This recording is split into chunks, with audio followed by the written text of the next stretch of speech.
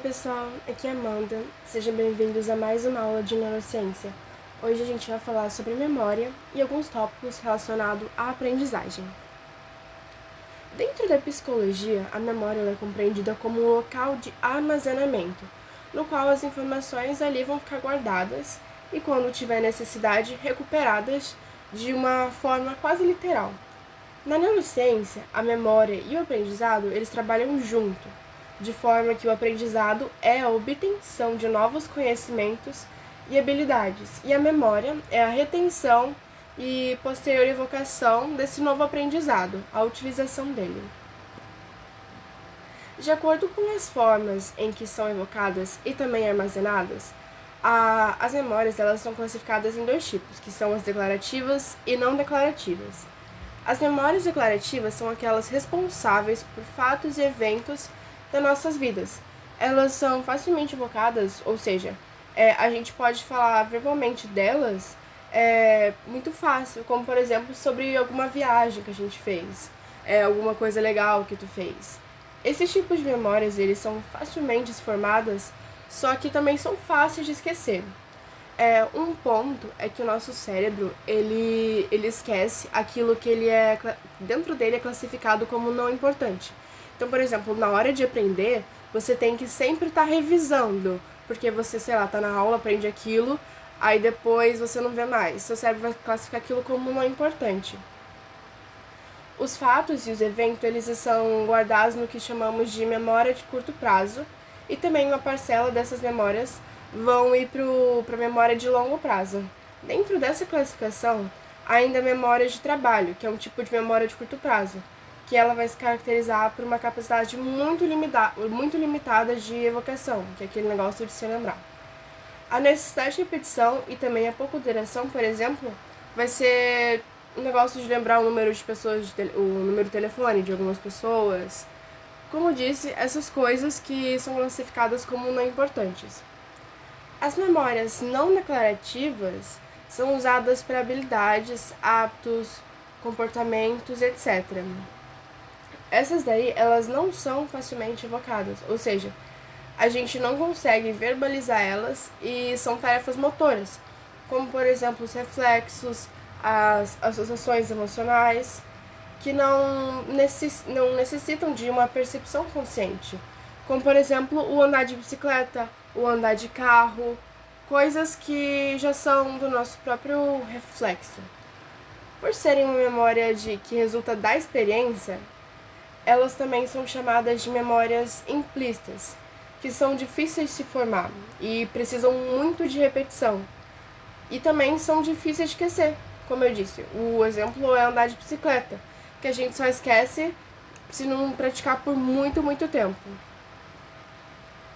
As nossas memórias, elas são formadas através de alterações morfológicas anatômicas e fisiológicas das sinapses, entre a comunicação dos nossos neurônios.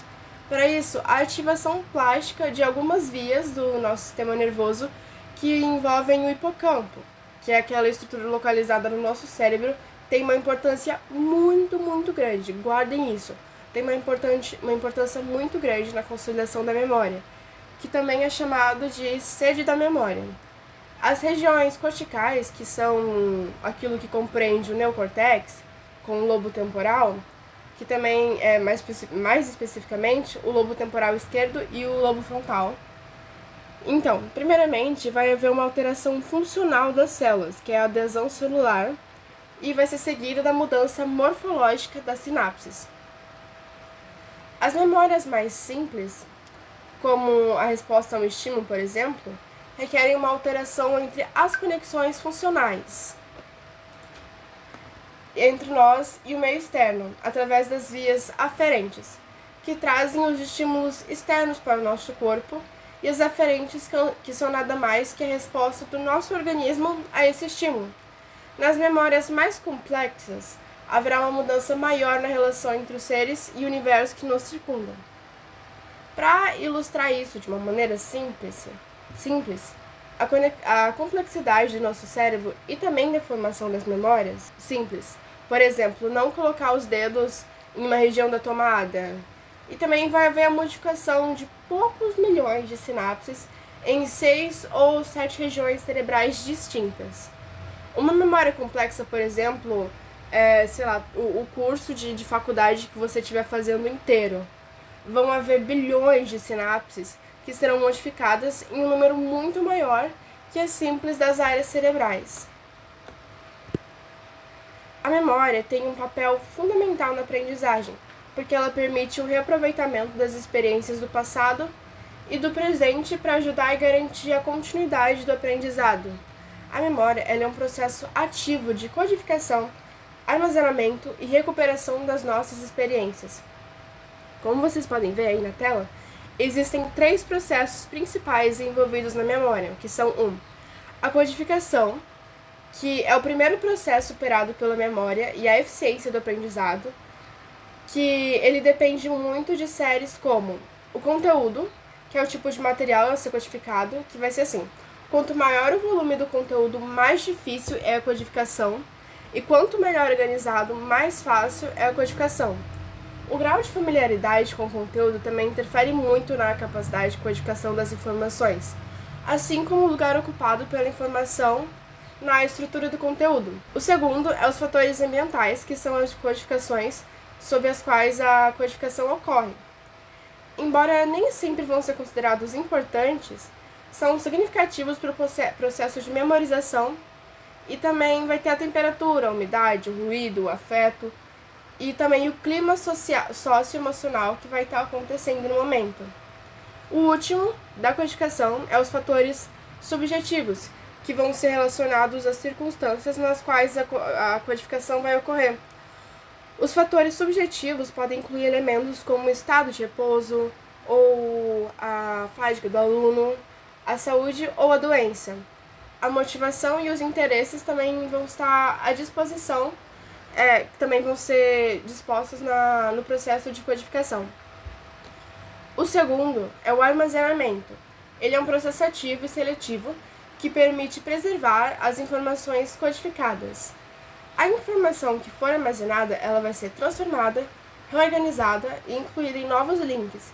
Mesmo que o sujeito não esteja totalmente ciente daquilo que estiver acontecendo, o armazenamento das informações envolve aspectos quantitativos, que é a duração da retenção, e os qualitativos, que é a fidelidade da retenção. Dependendo da duração da retenção, existem 2 níveis de memória, como eu disse lá em cima, a de curto prazo e a de longo prazo, que ambos vão atuar como filtros que protegem nosso cérebro da enorme quantidade de informações que a gente vai encontrar diariamente, que são muitas, muitas, muitas.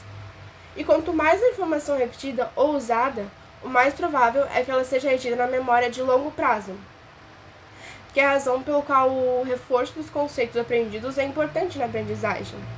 E este processo de consolidação e a estabilização de um traço de memória após a sua aquisição inicial.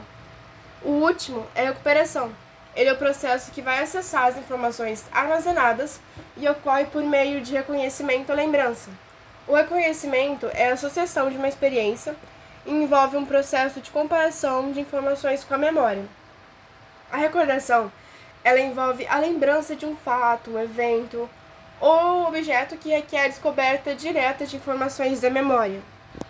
O reconhecimento, ele é mais simples porque requer apenas um processo, uma decisão simples da familiaridade. A recordação completa, ela requer um processo de 2 etapas, que é a pesquisa e recuperação de vários itens da memória, e também a escolha das informações corretas dentre os itens recuperados.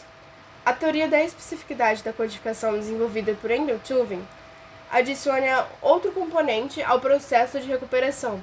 Essa teoria basicamente explica que a recordação usa informações tanto do traço da memória quanto do ambiente que é recuperado. E basicamente a recuperação ela é melhor quando os ambientes de recodificação e recuperação são semelhantes. A memória e o esquecimento, eles são juntos.